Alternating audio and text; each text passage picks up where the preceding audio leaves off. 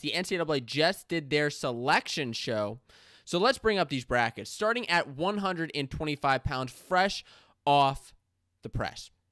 Spencer Lee, of course, is the number 1 seed, and Sam Latona earned the number 2 seed here. And while I'm going through this is a little bit of more of a laid-back show compared to in the past weeks, just because I have the full brackets up, full unfiltered opinion about these brackets. So if you are loving these, make sure you leave a comment down below. Especially the number 1 seed, Sam Latona of Virginia Tech, the number 2 seed. Then we got Brandon Courtney as number 3 seed and Drew Hildebrand as the number 4 seed. So some interesting matchups, I guess, to look out for here. Spencer Lee, I mean, look, Spencer Lee is the best wrestler at this tournament. I know that there's some back and forth whether it should, whether Gable's the best wrestler or whether Spencer's the best wrestler. We'll see how they both perform this weekend, but Spencer's just looking dominant coming into this weekend. Devin Schroeder, unfortunately, just can't get past Spencer Lee, and if he does end up making the quarterfinals, he will have Spencer, but I wouldn't look past Rayvon Foley in that Thursday night session. We also have Eric Barnett, who didn't have the best Big Tens, but has actually had a solid season. He's on the bottom half of the bracket, is Eric Barnett, the number 19 seed here. And Brandon Courtney, he could run into him in the quarterfinals. That should be an interesting one. But I also want to look out for this, because on that same kind of section of the bracket, on that same quarter, you have Dylan Ragson, who's the number 11 seed of Michigan, who in the second round could be taking on either Gage Curry, who's from America and somebody not to overlook, and Jacob Camacho of NC State. A Dylan Ragson going up against Jacob Camacho, wow, that is a match that I would live for it. And if Camacho ends up just winning out, the other interesting thing here is if he does make the semis, which that won't be an easy task. Like I just said, he's going to have to get past Gage Curry, Dylan Ragson, a Barnett, or a Brandon Courtney. He would have actually in the semis potentially Sam Latona, who these guys have wrestled all year so far in big pressure situations. So I'm interested to see how that ends up stacking up. I think Latona actually has a pretty nice path into the semis, but one interesting first-round matchup here I do want to talk about as well is Robbie Howard of Penn State wrestling Malik Heinzelman of Ohio State in the first round. This isn't necessarily a great matchup for Penn State fans because Malik Heinzelman has been really, honestly, on fire this year. He's just been looking like one of my favorite wrestlers to watch at the 125-pound weight class. And there are plenty of great guys to watch here. And actually, interestingly enough, 125 is the weight with the most undefeated wrestlers. And I'll get to the most undefeated wrestlers actually in another segment, but just look out for that because at the end of the day, there's going to be one undefeated wrestler that finishes the tournament at 125 pounds. Let's move on to 133. Dayton Fix gets the number 1 seed, and Rowan Bravo Young, number 2. At number 3 is Corbin Myers, and Austin DeSanto ends up with the number 4 seed. I'll be honest, this was kind of surprising to me. Myers, although he is undefeated this year, undefeated conference champion, is Corbin Myers at 133, 8-0 of Virginia Tech. Austin DeSanto's only lost to the number 2 seed, and he's performed well at nationals before, so I'm surprised, but it's not the worst thing for an Austin DeSanto. He's still going to have a tough route. Now, first match, he actually has Paul Bianchi of Little Rock, and this is Little Rock's first ever national qualifier. Awesome that it's their first ever national qualifier. The video came out on their social media. If you haven't seen that, that's a video that I highly recommend watching. It was just full of such excitement and joy and raw emotion from that program. Also on this side, in this little quarter of the bracket, Mickey Philippi, who is a wrestler from Pitt, I'd be looking out for, 8-1 this season, could be running into Austin DeSanto in the quarterfinals. These two guys have not wrestled in college yet, but if Philippi does win, which he's a stingy wrestler, tough to score on, and also does a lot of scoring himself, he would be running into Dayton Fix in the semis. And if Philippi's able to get over Austin DeSanto, that's not a bad draw because of the fact that Philippi Philippi actually beat Dayton Fix and was actually the only current college wrestler to have beat Dayton Fix. The only other guy is Nick Soriano, who's not in college right now, obviously. Or at least he's not wrestling this season, I should say. So Dayton Fix, you could see DeSanto or Philippi in the semis there. On the bottom half with Corbin Myers, has a decent little route to the semifinals and could be going up against a Rome Bravo Young. Rome Bravo Young honestly is set up probably the best here out of any of these guys, out of any of these seeds, just with his route to the finals. I honestly don't see Rome Bravo Young having a problem with anybody here. He looked great at the Big Tens. The other thing I do want to say, though, is, he wrestled Austin DeSanto in the Big Ten finals. He looked good there, but the unfortunate thing was DeSanto actually had some sort of finger injury. I hope that kind of heals up and he gets better, because I don't know how much it affected him, but it did affect him a little bit. As we move on to 141 pounds, Jayden Ironman, with winning the Big Ten championships, earned the number 1 seed. Number 2 is Nick Lee. So you'll see a lot of these number 1 and number 2 seeds are actually Big Ten guys from winning the Big Tens or making the Big Ten finals and having great undefeated seasons, but not at every single weight. We'll see that in a little bit, but with these two guys making the Big Ten finals, we could see them definitely making the NCAA finals, but they'll have some tough routes ahead of them. Jayden Ironman is on a relatively tough side. Ironman's looking good. I know that I ran into some controversy when I said he had a good match against Nick Lee, but he was kind of stalling a bit, and I know that was a little bit controversial, but he did receive 2 stalling calls in the Big Ten finals in the last 2 periods, but whatever. That's kind of how Ironman wrestles. He does something awesome. Love watching him wrestle, but Tariq Wilson got the number 4 seed here at 141 pounds. And this is another interesting little quarter of the bracket, because Dom Demas, the number 5 seed of Oklahoma, won his conference championships. He's 12-1. He could be going up against Real Woods and Grant Willits. Now, Willits and Woods actually wrestled in their conference in the Pac-12 when Woods lost. So that's a first-round matchup they have again. Whoever wins that will be going up against Dom Demas, the number 5 seed, and whoever wins that will make it to the quarterfinals, likely against a Tariq Wilson, who's looking the best he's ever looked.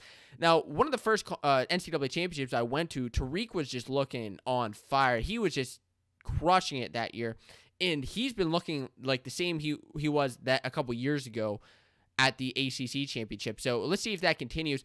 If he does wrestle Demas, let's just say Demas ends up winning out that little quarter of the bracket, ends up making it to the semifinals, him and Ironman is not a bad matchup at all. These two guys wrestle very stingily. They don't score a crazy ton of points, and they actually wrestled in the NCAA championships a couple of years ago. Ironman won that match, but I'd be interested to see how that goes down again. On the bottom half of the bracket, Sebastian Rivera has a pretty nice route to the semis against Nick Lee, who also has a similar solid route. I'd be looking out for Ian Parker. If you're Nick Lee, look out for an Ian Parker, the number 7 seed. If you're Sebastian Rivera, Dil Millos is a tough first match, but even a Cody Tribus, who's undefeated from Navy, is going to be a tough round if he makes the quarters. But Sebastian, I'm really looking forward to the Rivera and Nick Lee match again in the semifinals, to seeing how that would go this time around. Between, everybody wanted to see Ironman, Sebastian Rivera, and Nick Lee. That was honestly my most anticipated matchup at the Big Ten championships, just because they hadn't wrestled this year yet. All solid, great wrestlers. And I was honestly hoping that I was mostly hoping that Nick Lee won the Big Tens, just so that we could see an Ironman and Sebastian Rivera semifinal at the NCAA, just based on how seeds would go, but we're maybe never going to get that match now.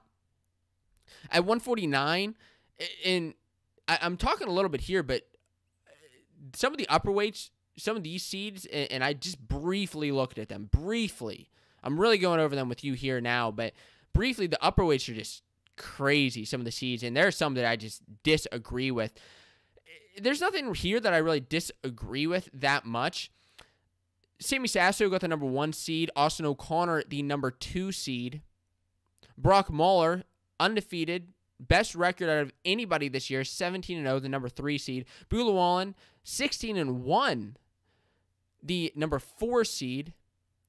The one thing I want to point out here is, which is going to be a crazy pigtail, well, not pigtail, but first-round match, I should say, if Andrew Alvarez wins his pigtail, which I expect him to. He didn't wrestle in his conference. He injury defaulted out, but he's somebody who he was one of my most anticipated matches of the conference weekend, but now, because he didn't wrestle, he's going to be wrestling potentially first round against Sammy Sasso. The crazy thing, this kind of first-round matchup, not to the same extent, but kind of reminds me of who was it, JoJo Smith a couple years ago wrestling against Alex Marinelli in the first round because he had the pigtail.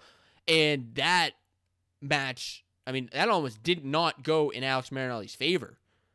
It almost didn't. And so we'll see what happens here with Sammy Sasso. Sasso has been commanding on the mat this year. I expect him to continue that. He is kind of a rough path as a number 1 seed. I would not overlook Yaya Thomas or Jaden Abbas on his side as well.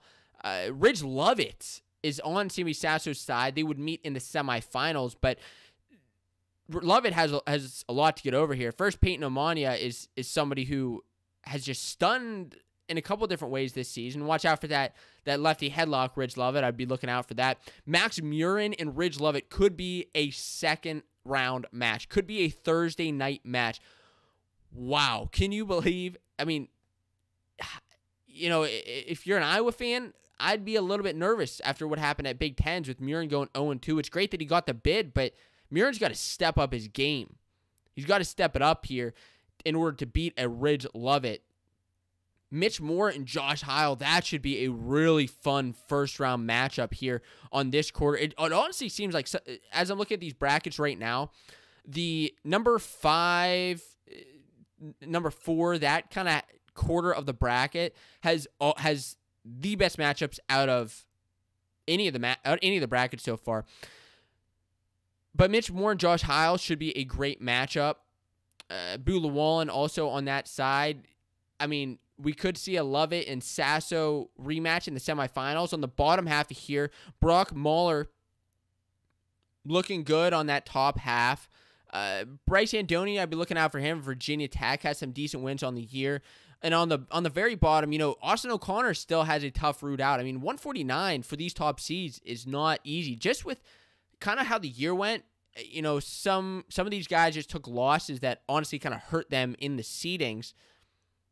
But Austin O'Connor is going to have to beat, first he has Corey Crook's first match, then potentially Jarrett Deegan or Griffin Perriott in the second round.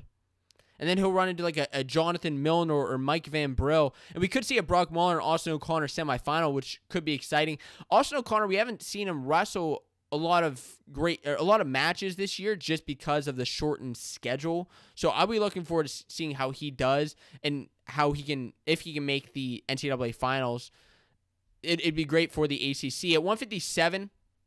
So it was, you know, we likely knew that Deacon was going to get the 1 seed, but how was Hidley going to end up? Where was David Carr going to end up? We ended up with Ryan Deacon at the number 1 seed. Hayden Hidley got the number 2 seed. David Carr got number 3. And Jesse De La Vecchia got the number 4.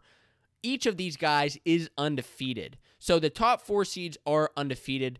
And if it turns out, you know, if each of these guys makes the semis, that would be pretty crazy. The top 4 seeds all make the semis, all undefeated.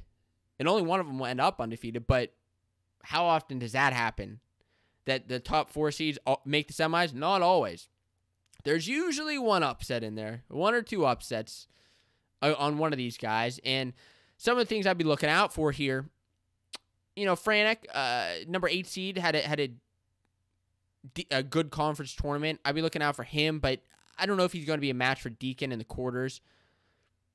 Connor Brady and Caleb Young's a good first-round match. Now Caleb Young looked good at the Big Tens. To be honest with you, looked good at the Big Tens, but he could be running into a Brady Berge on Thursday night in the second round. And this is one of those things, you know, Iowa is the dominant favorite here, with Iowa being obviously they have 10 NCAA qualifiers and have the best shot at NCAA trophy with 4 number 1 seeds.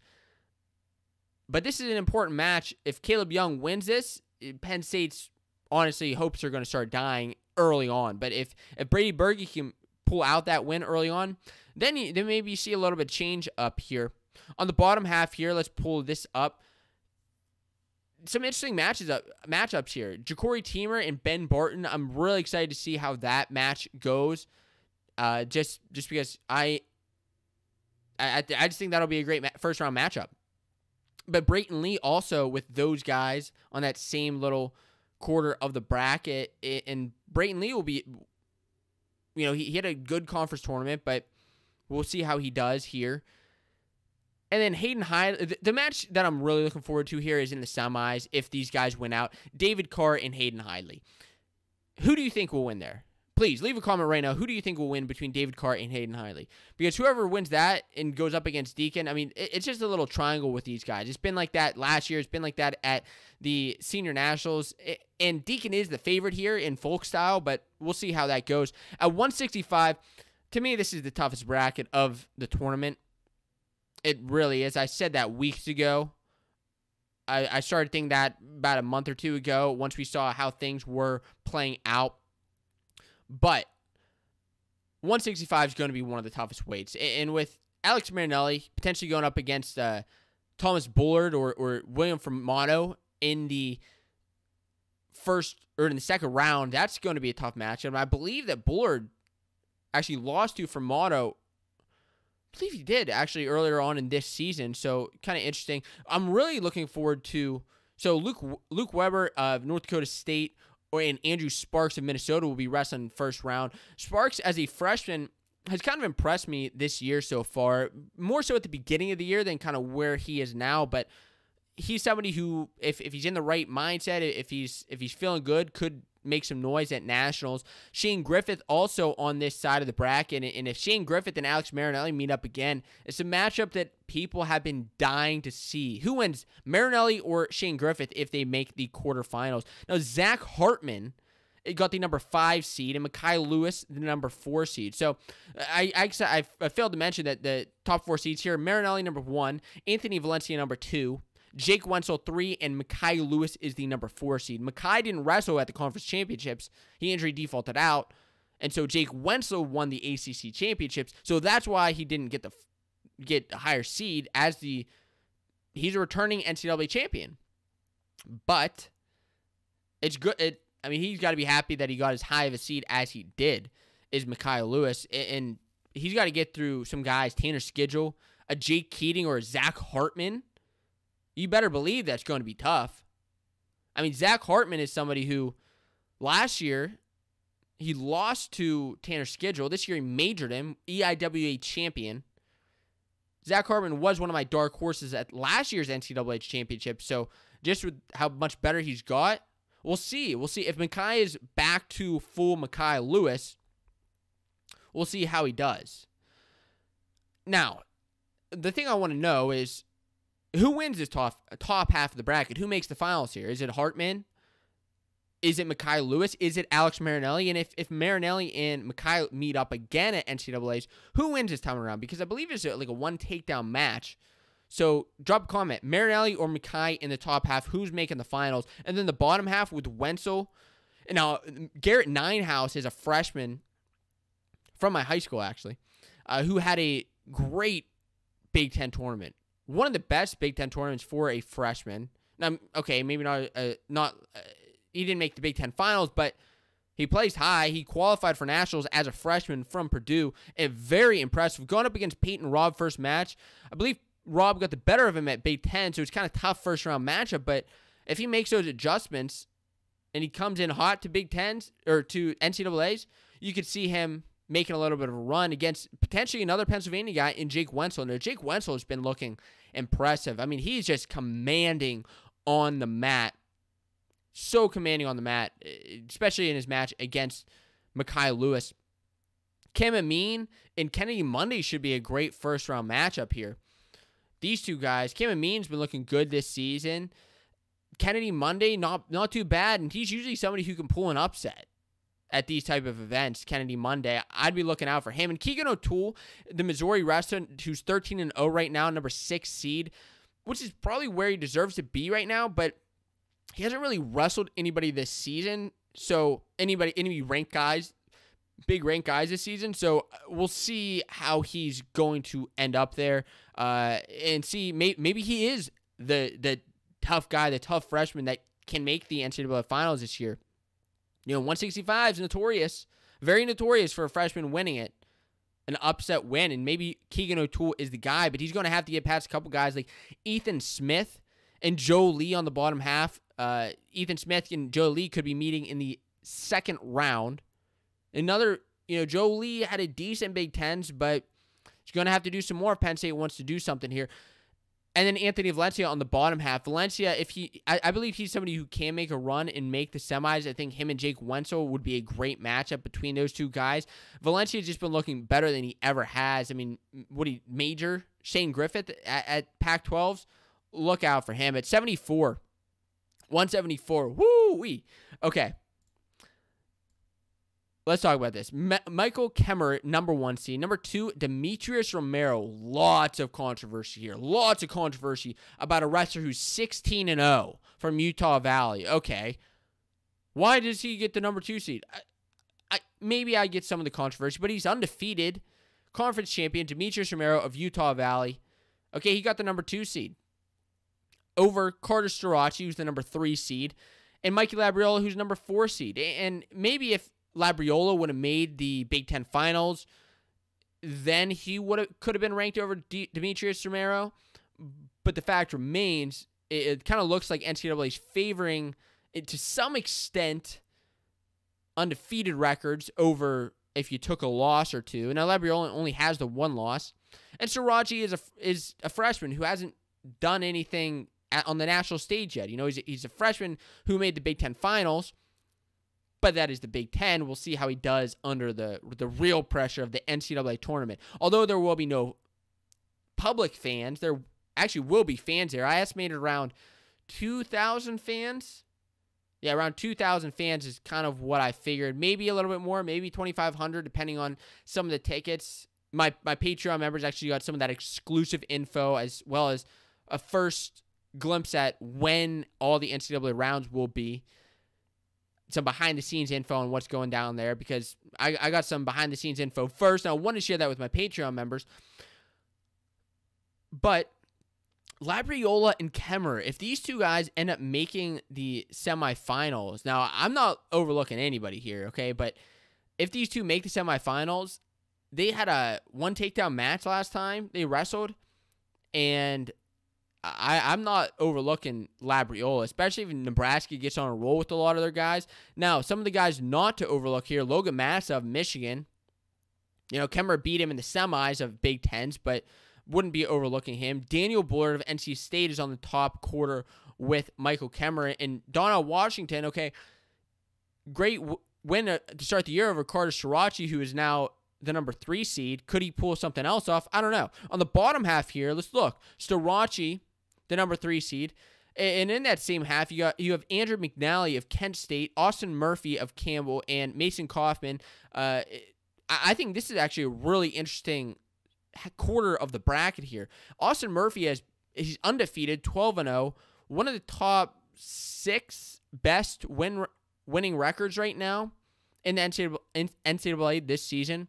Had great wins over Thomas Flitz so far this year of App State, and won the conference championship, wrestling against a fellow Ohio wrestler in Andrew McNally. Both these guys, Ohio guys. I'm honestly not sure if they wrestled in high school or not. I'd be interested to know that. But if they had, I mean, you got to believe that there's some interesting matchup there. And that's an upset I'd be looking out for. And making the quarterfinals against the Carter Sriracha, either one of those guys. Sriracha is a freshman. He hasn't been on the big stage yet. But with that being said, Penn State guys do happen to do very well on the big stage as freshmen, but it's a new age. On the very bottom half, Caleb Romero, I'd be looking out for him. Demetrius Romero, could be an interesting Romero quarterfinal there. And we'll see how well Demetrius Romero could earn that second seed there, I think, on the bottom half there. At 184. 184 blows my mind. Look at this bracket here, okay? So Aaron Brooks, number 1 seed. Okay, I understand that. Even though I think Flow Wrestling had him ranked at like number 5, which no. Trent Hidley got the number 2 seed. And maybe you would say Hidley as the number 1 seed, but the thing is here, Hidley has a loss on the season to Bolin. Now, Bolin, okay, I'll get to Bolin in a second, but Lou Dupre got the number 3 seed, undefeated, 7-0. Parker Keckeisen, 15-0, the number 4 seed. Okay, number 5 seed is Hunter Bolin. Are you kidding me? Number 5. Oh, all right, watch out because that quarter is about to be crazy. Okay, so let's get into this. I think Aaron Brooks has a pretty nice route to the semifinals. He has wins over a lot of these guys in his half of the bracket already, with Rocky Jordan, Taylor Venge. I think that these are guys that Aaron Brooks could definitely beat again.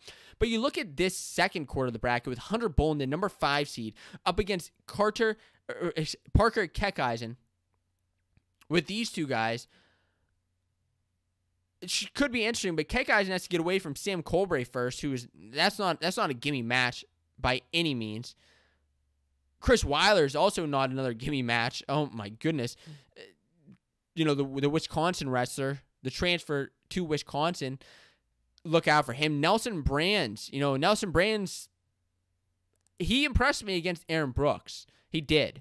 Whether that was just because they studied him so much, because of being such a rivalry, because it was Big Tens, I don't know. But Nelson Brands just showed up and he impressed me. He impressed me more at the beginning of the season than kind of where he ended up, but he seems to be back on a roll. So I'd be looking out for the Nelson Brands Hunter Bolin match there. And man, I mean, let me ask you this: between Bolin and Brands, who wins that? And then can Parker Keckeisen make the semifinals here? On the bottom half here, Lou Dupre. I'd also be looking out for Caleb Hopkins and Zach Bronigal. Both these guys, interesting matchups. Bronigal from Big Ten school from Illinois had maybe a little bit tougher competition than the SoCon, but Caleb Hopkins, his only loss in the year, he's 11-0, conference champ. Only loss in the year is actually to Hunter Bolin, who is the number 5 seed, and he wrestled him 2-0. He rode him out. First match of the year. Watch out for there. Lou Dupre, also want to talk about John Posnanski, who had a solid Big Ten tournament. This may be the time that he really comes alive at the end of the year. And then Trent Hidley. I think Trent Hidley also, similar to the Romarov Young at 33, I think that as a number 2 seed, he has a very solid route to the semis and potentially the finals. If he keeps rocking and rolling like he has the ACC, I think we'll see some great things from him. And at 197, Miles Amin, number 1 seed. Number 2 is Eric Schultz. Number 3, Cordell Norfleet. Number 4, AJ Ferrari. Crazy things going on here for the Big 12, first of all. So, the toughest guys from the Big 12, it seems, are all in the top half of the bracket. None of them on the bottom half. So, Miles Amin let's first mention Miles Amin before we get into that Big 12 stuff. Miles Amin has a pretty good route. He may wrestle some close matches like he did in the quarters, like he did in the semis. He had a commanding victory in the finals against Schultz, but I think that Miles Amin finds a way to win those matches. He's one of the strongest wrestlers here at 197. But let's look at the Big 12 things going on here. So Noah Adams and Stephen Buchanan have had some history this year. They've actually had a long history where Adams has got the better of him, but not this year. Buchanan has just had it out for Noah Adams. He has, 3 wins on him this year? All within 2 points, but still all wins. He finds a way to get it done. He has in the match. He has in the Big 12 championships. We'll see if that happens again this year, but I'd be interested to see what happens there. Adams is somebody who is kind of a dark horse. He was undefeated. If he was anywhere else, I'll say this. If he was anywhere else in the bracket, I'd have a little bit more hope for him just because his only losses this year are to the same guy. So, but if he finds a way to get over the hump and beats Buchanan, he'll run into Miles Amin, which will be tough. But on the next quarter of that bracket with Jacob Warner, good Big Ten tournament, but up against Nick Reen in first round matchup, Not an easy first-round matchup by any means. I also want to discuss Tanner Sloan and AJ Ferrari on the same half of the bracket. Are you kidding me here? Tanner Sloan was undefeated going into Big 12s. AJ Ferrari found a way to beat him and win the Big 12 tournament. He also beat Stephen Buchanan. I'll be honest, I think Ferrari has a pretty good ride to the quarters, and then it gets a little bit tougher from there once he could run into a Jacob Warner and then potentially a Miles Amin. I don't know if he has. We'll see if he has what it takes to get it done. You know, I think that 197 is one of the most exciting ways to see what can happen there because it's open. It's open for discussion. You know, another guy in this bracket, Chris Coburn, is the lowest seeded undefeated conference champion. Like, these are the guys you have to be looking out for at nationals. Maybe he doesn't have the highest seed, but he's an undefeated conference champion. Look out for him. I mean, he has J.I.L.O. first-round matchup. It's going to be a tough match between those two guys, but, you know, Coburn's somebody who can throw down. Aiello, technical wrestler. It should be interesting there. And Bonacorsi also. Bonacorsi, I enjoy watching him wrestle, and he hasn't always shown up on the big stage, but I'd like to see him do it this year. You know, wrestling for Pitt, Bonacorsi, the number 6 seed. It's not going to be easy for him. One guy, the number 3 seed, that I keep seeing comments about, whether it's usually on YouTube, I see comments about Cordell Norfleet is the underrated wrestler. Watch out for Cordell Norfleet. He's underrated. He's coming for you. He's going to beat you this year. He's coming for a national title. Heard it last year, but this year maybe he can find a way to get it done. He's undefeated, 9-0, Pac-12 champ. Does not have an easy route with potentially a Greg Bolzak in the second round. Greg Bolzak, I think actually I had Greg Bolzak winning the what if NCAA bracket that I did last year, if I remember correctly, or at least he made it very far, potentially the finals. So although Bolzak took a rough loss at his conference, look out for him. Look out for him. And on the bottom half, you know, I think Eric Schultz has a pretty good ride, potentially to the quarters at least, but look out for Michael Beard. You know, Michael Beard found a way to take Miles Amin to sudden victory after losing him earlier this season. I think that Michael Beard is somebody who could do well. I think that he could do well here. But he has got a tough Navy guy first round, and those Navy guys have just been so gritty this season and finding ways to get wins. In heavyweight, you may say it's Gable Stevenson's weight, hands down, and you'd probably be right. But who else is here? Jordan Wood is on his quarter of the bracket, the number 8 seed. That'll be an interesting matchup, maybe. I don't know. Greg Kirkfleet also on that top half of the bracket. And the interesting thing here is, let's say Kirkfleet does get over that Mecca Levy first round, and then he beats Jordan Wood second round, which I'm not saying will happen. I'm saying what if, right? Because it's always fun to say, well, if these two guys happen, then you look at all the stats, you look at the history, and there is history between Gable and Kirkfleet. In high school, they wrestled to a close match, but I'll tell you what, there's a difference between high school and college wrestling, and Gable Stevenson has jumped leaps and bounds. Say what you will about him, he's a dominant wrestler. I don't know if Kirkfleet is on his level yet in college. Maybe in the future he will be, depending on if Gable sticks around in college or goes straight to WWE. We'll see. But I do want to mention that. Interestingly enough, I may be sitting opposite Gable Stevenson in the first round in Campbell's corner, depending on what happens in that pigtail match. Hopefully Gable's not too mad at me for the video I made the other day. It's all, look, just like to bring up the discussion about Hodge Trophy and all the factors that come into it.